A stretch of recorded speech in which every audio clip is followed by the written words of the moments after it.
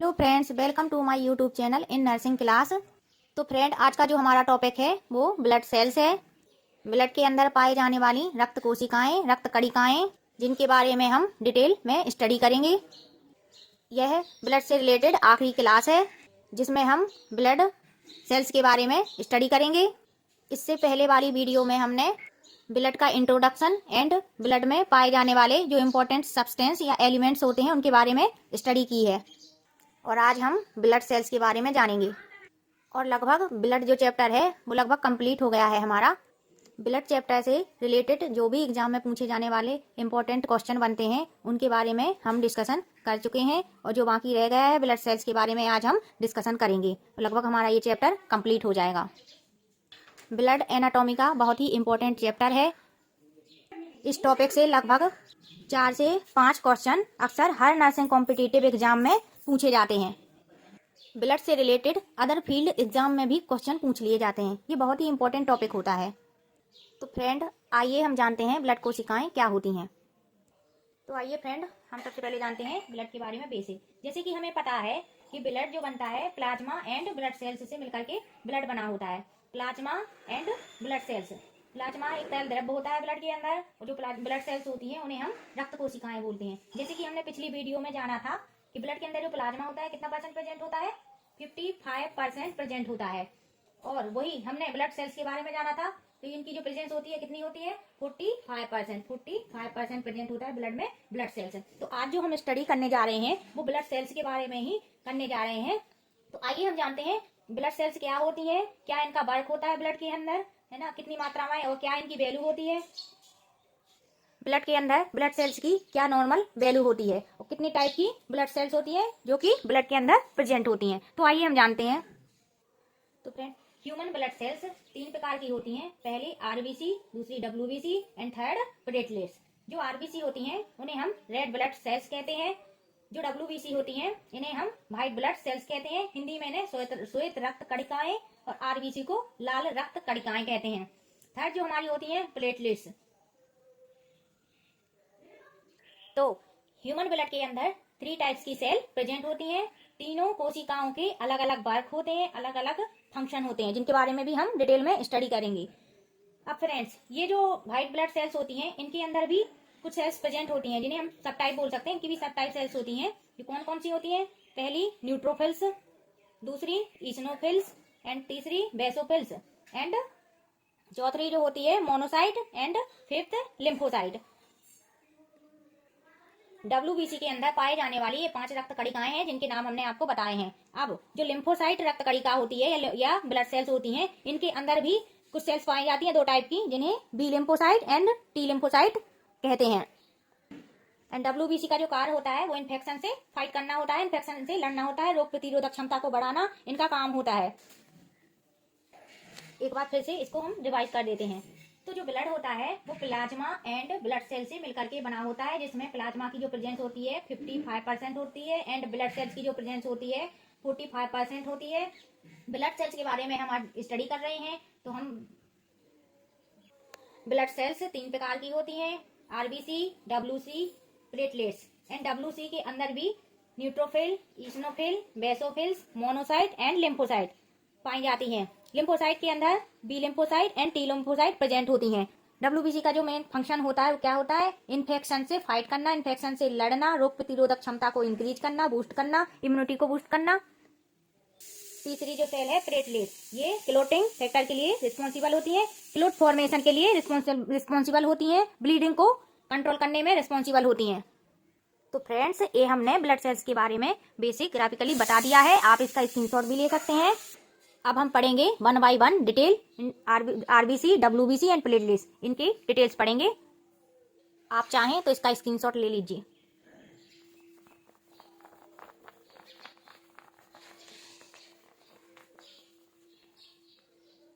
आज की क्लास थोड़ी लंबी हो जाएगी, हम 1 बाय 1 डिटेल पढ़ेंगे। तो फ्रेंड्स, जो आरबीसी होती हैं इन्हें हम रेड ब्लड सेल्स कहते हैं, red blood cells. Another name इनको इरिथ्रोसाइट के नाम से भी जानते हैं, इरिथ्रोसाइट्स। इनकी जो नॉर्मल वैल्यू होती है या नॉर्मल काउंट वैल्यू होती है, normal count value of RBC क्या होती है 4.8 to 5.4 मिलियन पर लीटर। आरबीसी के प्रोडक्शन को हम इरिथ्रोपोइसिस बोलते हैं। इरिथ्रोपोइसिस ये टर्मिनोलॉजी होती है। Erythropoiesis is called the production of RBC and RBC के डिस्ट्रक्शन को, आरबीसी के प्रोडक्शन को हम इरिथ्रोपोइसिस की प्रोसेस कहते हैं। ये टर्मिनोलॉजी होती है।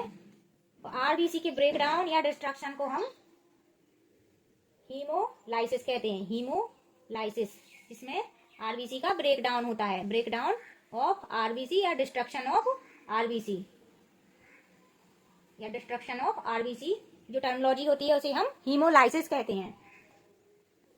आरबीसी सेल्स के अंदर न्यूक्लियस प्रेजेंट नहीं होता है, ये लैक ऑफ न्यूक्लियस होती है,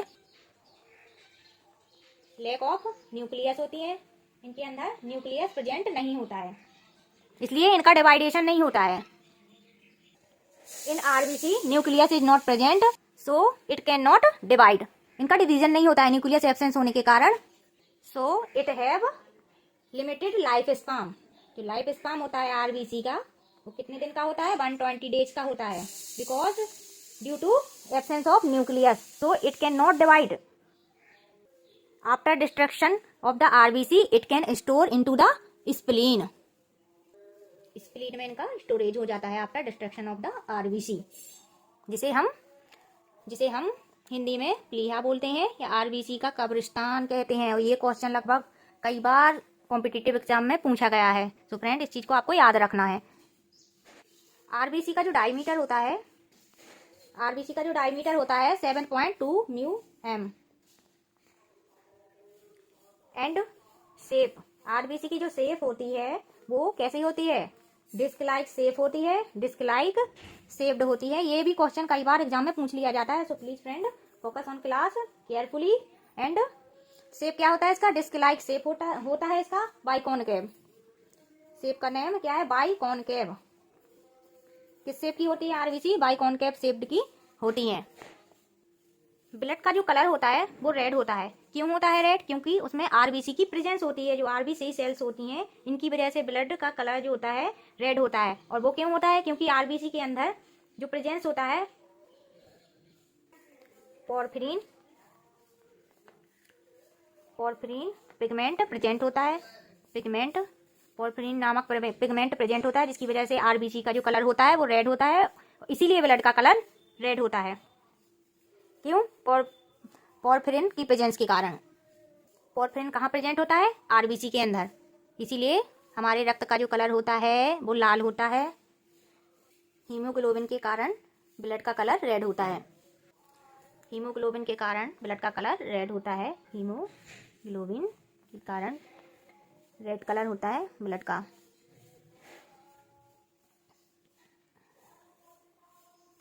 हीमोग्लोबिन एचबी हमारी बॉडी में ऑक्सीजन का सप्लाई या ट्रांसपोर्टेशन करता है। हीमोग्लोबिन के कारण ही हमारी बॉडी के अंदर ब्लड के अंदर ऑक्सीजन का सप्लाई या ट्रांसपोर्टेशन होता है। हीमोग्लोबिन की कमी से लैक ऑफ एचबी या एफिशिएंसी ऑफ एचबी, हीमोग्लोबिन की कमी से हमें एनीमिया नामक बीमारी हो जाती है, जिसे हम एनीमिया कहते हैं। टर्मिनोलॉजी है anaemia due to lack of Hb in human blood या बॉडी। तो फ्रेंड्स एक बार फिर से रिवीजन करेंगे हम ब्लड सेल्स के अंदर पाई जाने वाली जो कोशिकाएं होती हैं आरबीसी, जिन्हें हम रेड ब्लड सेल्स बोलते हैं। आरबीसी का अनदर नेम इरिथ्रोसाइट होता है। एक टर्मिनोलॉजी है आरबीसी का, अनदर नेम इज इरिथ्रोसाइट। इनकी जो नॉर्मल काउंट वैल्यू होती है 4.8 to 5.4 million equivalent litre. RBC के प्रोडक्शन को हम इरिथ्रोपोइसिस बोलते हैं। आरबीसी के ब्रेकडाउन या डिस्ट्रक्शन को हम हीमोलाइसिस कहते हैं। आरबीसी के अंदर न्यूक्लियस का एब्सेंस होता है, लैक ऑफ न्यूक्लियस होता है। इसी कारण इनका जो लाइफ स्पान होता है वो शॉर्ट, लैक ऑफ न्यूक्लियस के कारण इनमें डिवाइडेशन नहीं होता है, जिसके कारण इनका लाइफ स्पान 120 डेज होता है। आफ्टर 120 डेज इनका डिस्ट्रक्शन होता है, जो कि स्प्लीन में जाके स्टोरेज हो जाता है। स्प्लीन को हम आरबीसी का कब्रिस्तान कहते हैं, क्योंकि आरबीसी के ब्रेक डाउन या टूटने या डिस्ट्रक्शन या डेथ ऑफ आरबीसी के बाद इनका जो स्टोरेज होता है वो स्प्लीन में हो जाता है, इसीलिए हम स्प्लीन को या प्लीहा को आरबीसी का कब्रिस्तान कहते हैं। आरबीसी का जो डायमीटर होता है 7.2 म्यूएम होता है। आरबीसी की जो शेप होती है वो डिस्क लाइक शेप होती है, जिसे हम बाइकॉनकेव कहते हैं। आरबीसी या ब्लड का जो कलर होता है वो रेड होता है, किस कारण होता है? क्योंकि आरबीसी के अंदर पॉर्फिरिन पिगमेंट प्रेजेंट होता है। पॉर्फिरिन नामक एक पिगमेंट होता है जो आरबीसी के अंदर प्रेजेंट होता है, जिसके कारण ब्लड का कलर रेड होता है। हीमोग्लोबिन का कलर रेड होता है या हीमोग्लोबिन प्रेजेंट होने के कारण ब्लड का कलर रेड होता है। हीमोग्लोबिन कहाँ प्रेजेंट होता है? आरबीसी के अंदर, इसीलिए आरबीसी का कलर ही रेड होता है। जबकि जो डब्ल्यूबीसी होती है उनका कलर श्वेत रक्त कणिकाएं या व्हाइट होता है। व्हाइट ब्लड सेल्स होती हैं, जिन्हें हम हिंदी में श्वेत रक्त कणिकाएं बोलते हैं। इनमें न्यूक्लियस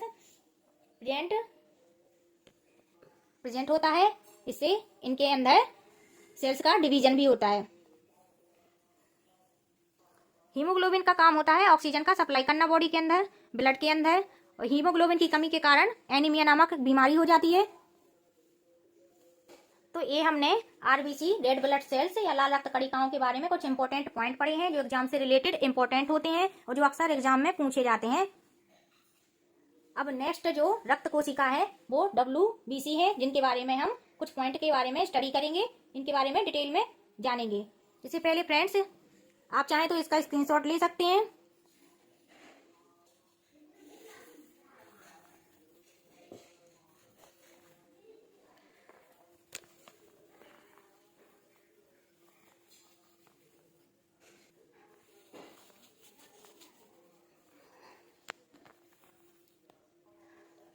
डब्ल्यूबीसी, जिन्हें हम व्हाइट ब्लड सेल्स के नाम से जानते हैं, व्हाइट ब्लड सेल्स।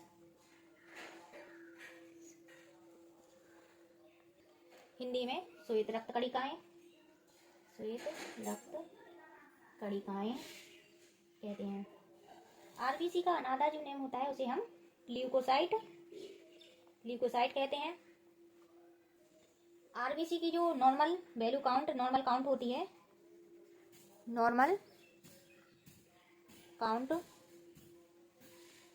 वैल्यू क्या होती है? 4000 से 11000 सेल पर लीटर होती है। डब्ल्यूबीसी के प्रोडक्शन को हम ल्यूकोपोइसिस कहते हैं। ल्यूकोपोइसिस ये टर्मिनोलॉजी होती है। डब्ल्यूबीसी के प्रोडक्शन को हम ल्यूकोपोइसिस कहते हैं। और डब्ल्यूबीसी, आरबीसी या प्रोटीन का प्रोडक्शन कहाँ होता है? बोन मैरो के अंदर होता है। बोन मैरो के अंदर ब्लड सेल्स का प्रोडक्शन होता है।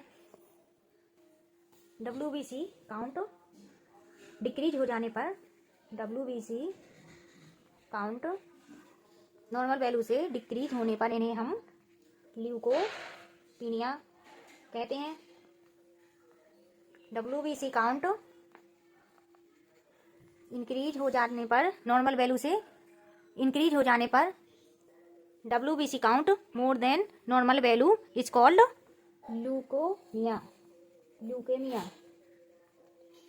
ल्यूकेमिया क्या होता है? एक प्रकार का ब्लड कैंसर होता है और इससे एग्जाम में क्वेश्चन पूछ लिया जाता है। ब्लड कैंसर का नाम क्या होता है? ल्यूकोमिया या ब्लड कैंसर के अंदर क्या होता है? डब्ल्यूबीसी की मात्रा बढ़ जाती है, जिसके कारण ल्यूकेमिया हो जाता है, जिसे हम ब्लड कैंसर कहते हैं। और ये बहुत इंपॉर्टेंट है क्योंकि इससे क्वेश्चन हर एग्जाम में बनता है और पूछ लिया जाता है। नर्सिंग कॉम्पिटिटिव एग्जाम से रिलेटेड इस क्लास से जो पॉइंट हैं वो सभी इंपॉर्टेंट हैं, लेकिन जो अदर कॉम्पिटिटिव एग्जाम होते हैं उसमें ये क्वेश्चन काफी बार पूछा जाता है कि ब्लड कैंसर का नाम क्या होता है? ल्यूकेमिया। डब्ल्यूबीसी का वर्क क्या होता है? वर्क ऑफ डब्ल्यूबीसी, तो मेनली इनका जो वर्क होता है या फंक्शन होता है, एबिलिटी टू फाइट इन्फेक्शन से फाइट करने में ये हेल्प करती हैं। इनफैक्ट ये एबल होती हैं फाइट टू इन्फेक्शन, जैसे bacteria infection, viral infection, fungal infection, protozoal infection, किसी भी टाइप का इन्फेक्शन है उसमें ये उस इन्फेक्शन से लड़ने में हेल्प करती हैं WBC, और रोग प्रतिरोधक क्षमता को भी बढ़ाने में हेल्प करती हैं। WBC की कमी से बॉडी के अंदर इन्फेक्शन का रिस्क बढ़ जाता है, क्योंकि WBC इन्फेक्शन से लड़ने में हेल्प करती हैं और रोगों से लड़ने में मदद करती हैं। यह हमने WBC या वाइट ब्लड सेल्स के बारे में कुछ बेसिक पॉइंट पढ़े हैं। WBC के अंदर भी कुछ कोशिकाएं पाई जाती हैं जिनके बारे में हम स्टडी करेंगे। मेनली WBC टू ग्रुप में डिवाइड होती हैं, 2 ग्रुप्स में डिवाइड होती हैं।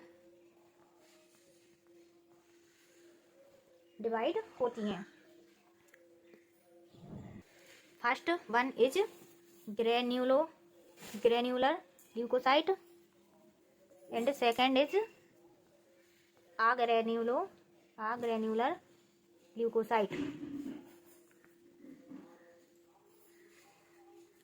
जो WBC होती हैं वो 2 ग्रुप में डिवाइड होती हैं। पहला ग्रेन्युलर ल्यूकोसाइट होती हैं और दूसरी अग्रेन्युलर ल्यूकोसाइट। जो ग्रेन्युलर ल्यूकोसाइट होती हैं इनके अंदर ग्रेन्यूल्स प्रेजेंट होते हैं, इसलिए इन्हें ग्रेन्युलर ल्यूकोसाइट बोलते हैं। इनके अंदर भी सेल्स होती हैं जिनका नाम हम बताएंगे। सेकेंड वन जो होती है अग्रेन्युलर ल्यूकोसाइट होती है, इनके अंदर लैक ऑफ ग्रेन्यूल्स होते हैं, इस कारण इन्हें अग्रेन्युलर ल्यूकोसाइट कहते हैं।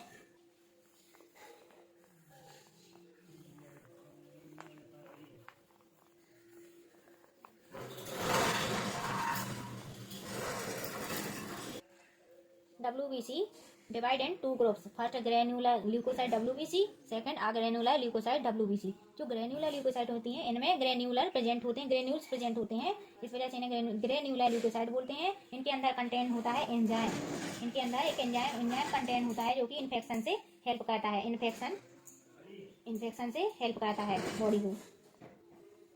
तो फ्रेंड्स आप कंफ्यूज मत होइएगा, हम पढ़ रहे हैं WBC व्हाइट ब्लड सेल्स होती हैं। व्हाइट ब्लड सेल्स के अंदर पाए जाने वाली जो सेल्स होती हैं, सब सेल्स होती हैं, उसके बारे में हम स्टडी करने जा रहे हैं। जो कि इसके 2 टाइप्स होते हैं, ग्रेन्युलर ल्यूकोसाइट। इसके अंदर हम जो पढ़ेंगे फर्स्ट ईसिनोफिल। इनका जो डायमीटर होता है 10 से 14 μm। Second one is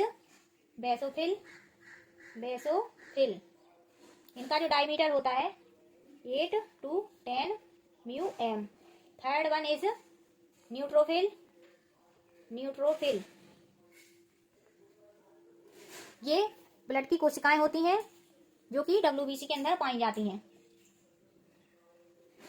WBC के अंदर पाई जाने वाली सेल्स ईसिनोफिल, बेसोफिल, न्यूट्रोफिल, ये इनके डायमीटर हैं जो कि एग्जाम में पूछ लिए जाते हैं। WBC 2 टाइप की होती हैं, ग्रेन्युलर और अग्रेन्युलर। 2 टाइप की WBC होती हैं, जिसमें ग्रेन्युलर जो होती है इनमें ग्रेन्यूल्स प्रेजेंट होते हैं। ग्रेन्यूल्स वाली जो कोशिकाएं होती हैं वो ईसिनोफिल, बेसोफिल, न्यूट्रोफिल। सेकंड होती है अग्रेन्युलर ल्यूकोसाइट WBC होती है, जिनमें की लैक ऑफ ग्रेन्यूल्स होते हैं, इनमें ग्रेन्यूल्स की एब्सेंस होती है। और अग्रेन्युलर WBC कौन कौन सी होती हैं? फर्स्ट लिम्फोसाइट WBC, जिनका डायमीटर 7 से 12 μm, 7 to 12 μm होता है। And second one is monocyte, जिनका डायमीटर 14 to 18 μm होता है। मोनोसाइट ब्लड की सबसे बड़ी कोशिका होती है और ये एग्जाम में क्वेश्चन बनता है। ब्लड में पाए जाने वाली सबसे बड़ी कोशिका का नाम मोनोसाइट होता है और यह कोशिकाएं बड़ी अपने डायमीटर के कारण होती हैं। सबसे बड़ा जो डायमीटर है मोनोसाइट का है, इसलिए ब्लड की जो सबसे बड़ी कोशिका होती है वो मोनोसाइट होती है और एग्जाम के लिए ये बहुत इंपॉर्टेंट है, तो इसे नोट कर लेना। तो फ्रेंड हमने पढ़ा है WBC सेल्स के बारे में, ब्लड सेल्स की सबसे इम्पोर्टेंट सेल WBC, जिनके बारे में हमने जाना है, जानकारी ली है। और WBC के अंदर पाए जाने वाली cells eosinophil, basophil, neutrophil and lymphocyte, monocyte, इनके बारे में हमने पढ़ा है, इनके डायमीटर के बारे में पढ़ा है। अब हम पढ़ेंगे ब्लड में पाई जाने वाली तीसरी जो महत्वपूर्ण सेल है वो प्लेटलेट्स है। तीसरी जो महत्वपूर्ण कोशिका है वो प्लेटलेट सेल्स हैं। अब हम पढ़ रहे हैं ब्लड में पाई जाने वाली प्लेटलेट सेल। प्लेटलेट्स का अनदर नेम जो होता है थ्रोम्बोसाइट। सेल का अनदर नेम थ्रोम्बोसाइट होता है, इसकी ये टर्मिनोलॉजी है। प्लेटलेट्स का जो दूसरा नाम होता है वो थ्रोम्बोसाइट होता है। कभी कभी ये भी एग्जाम में पूछ लिया जाता है। प्लेटलेट्स नॉन न्यूक्लिएटेड सेल होती हैं, नॉन न्यूक्लिएटेड सेल होती हैं। इनके अंदर न्यूक्लिएटेड प्रेजेंट नहीं होता है, इनके अंदर न्यूक्लियस एब्सेंट होता है। इनका कलर, प्लेटलेट जो होती हैं वो कलरलेस होती हैं, इनका कोई कलर नहीं होता है, इनका कोई अपना रंग नहीं होता है, कलरलेस सेल होती हैं। इनका जो शेप है, इनका जो शेप होता है, प्लेटलेट्स का जो शेप होता है वो डिस्क शेप्ड होती हैं, डिस्क शेप्ड होती हैं। इनका जो डायमीटर होता है, प्लेटलेट्स का जो डायमीटर होता है 2 to 4 μm। प्लेटलेट्स का जो लाइफ स्पान होता है, लाइफ स्पान वो 5 to 9 डेज होता है। इसके बाद इनका डिस्ट्रक्शन होता है, और ब्लड की सेल्स का डिस्ट्रक्शन, किसी भी सेल का डिस्ट्रक्शन हो, चाहे वो आरबीसी का हो, डब्ल्यूबीसी का हो या प्लेटलेट्स का हो, इनका डिस्ट्रक्शन होने के बाद इनका जो स्टोरेज होता है वो कहाँ होता है, स्प्लीन में होता है। ये हमने फिर से बता दिया आपको, क्योंकि इससे क्वेश्चन हर बार हर एक एग्जाम में पूछ लिया जाता है, इसलिए हम इसको बार बार रिवीजन या दोहरा रहे हैं इसको। प्लेटलेट्स के प्रोडक्शन को हम थ्रोम्बोपोइसिस बोलते हैं, थ्रोम्बोपोइसिस। इस प्रोसेस को हम थ्रोम्बोपोइसिस बोलते हैं। प्लेटलेट के प्रोडक्शन की प्रोसेस को हम थ्रोम्बोपोइसिस बोलते हैं। प्लेटलेट्स की कमी से होने वाली जो बीमारी होती है उसका नाम थ्रोम्बोसाइटोपिनिया है, थ्रोम्बोसाइटोपिनिया। प्लेटलेट्स की कमी होना थ्रोम्बोसाइटोपिनिया कहलाता है। और प्लेटलेट्स की काउंट वैल्यू नॉर्मल से मोर देन नॉर्मल होने के कारण इसे हम थ्रोम्बोसाइटोसिस कहते हैं, थ्रोम्बोसाइटोसिस। प्लेटलेट्स की नॉर्मल काउंट वैल्यू नॉर्मल से ज्यादा होने पर इस प्रोसेस को हम थ्रोम्बोसाइटोसिस कहते हैं। प्लेटलेट्स का वर्क क्या होता है, ये क्लॉट फॉर्मेशन के लिए